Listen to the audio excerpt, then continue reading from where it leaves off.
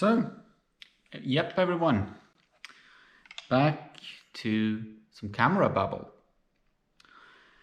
The camera babble today is about the Petri 7S and whether I like it or not.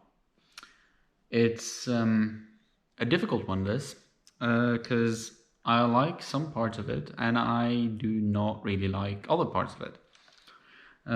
But the thing that I like with it is the camera, and the thing that I don't like are basically malfunctions or dysfunctions or problems or issues that were not intended to be there in the first place. So I will roll a little tape now of me trying this camera out, and then I will catch you back in a few minutes.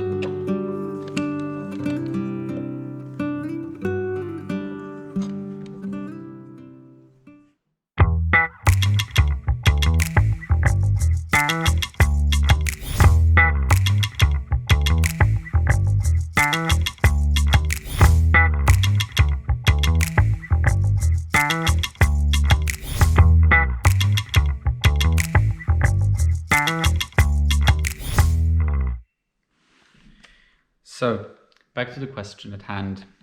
Do I like it or do I not like it? Well, I find the lens to work really well with this camera. It's quite a bright one. From what I've read, it's a 6-element lens and it's quite bright. It goes up to 1.8, f1.8, which is actually quite high for a camera of this type and this age. However, there are a few things that I really don't like with it. First of all, and these are all things that weren't really meant to be there in the first place. First of all, the rangefinder is dim and it works sometimes. It doesn't really, I can't really trust it, so what I did, I was guesstimating and I got quite decent results, and I will show you the results in a minute. Another thing that I don't like about this particular one is that the back has a tendency to just open. Whether this is a common problem with these cameras, I don't know, but I can't really figure out where the issue is. But for my test, I just used some black electrical tape, taped it shut. Luckily I found that out before I put film in it. That would have been interesting one day. Another thing which is quite interesting is this. This is quite annoying as well, isn't it? That the rewind knob just kind of does whatever it wants.